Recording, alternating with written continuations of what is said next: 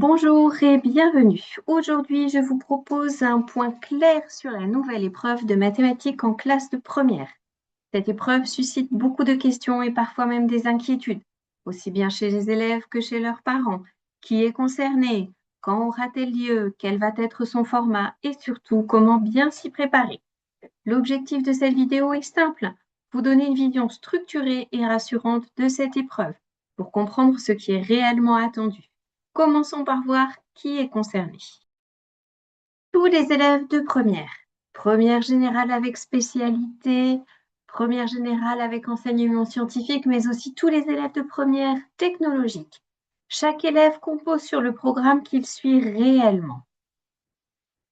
Quand et quel poids pour cette épreuve? Au mois de juin, en fin de première, c'est une durée de 2 heures pour cette épreuve, un coefficient 2, et il s'agit d'une épreuve écrite nationale.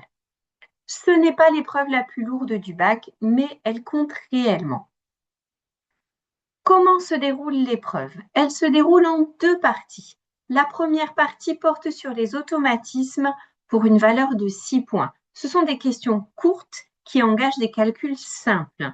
C'est à mon sens un exercice où on peut vraiment accumuler des points facilement.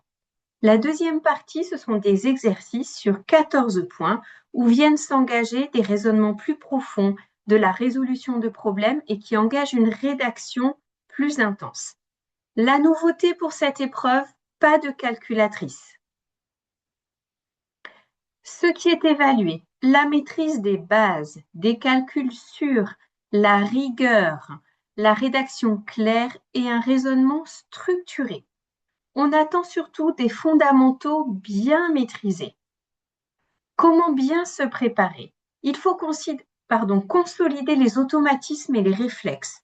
Travailler régulièrement, c'est le mot-clé pour sa préparation, la régularité. S'entraîner à rédiger, éviter absolument le travail de dernière minute. Une préparation progressive est bien plus efficace qu'un travail intensif tardif. Pour résumer, je vous laisse une carte mentale qui présente les points clés de cette nouvelle épreuve de maths en première. Vous pouvez retrouver cette carte mentale sur mon site internet en téléchargement libre. Toutes les coordonnées sont sous la vidéo.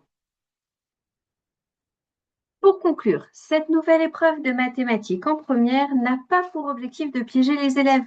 Elle vise à vérifier que les bases sont solides et que le raisonnement est structuré.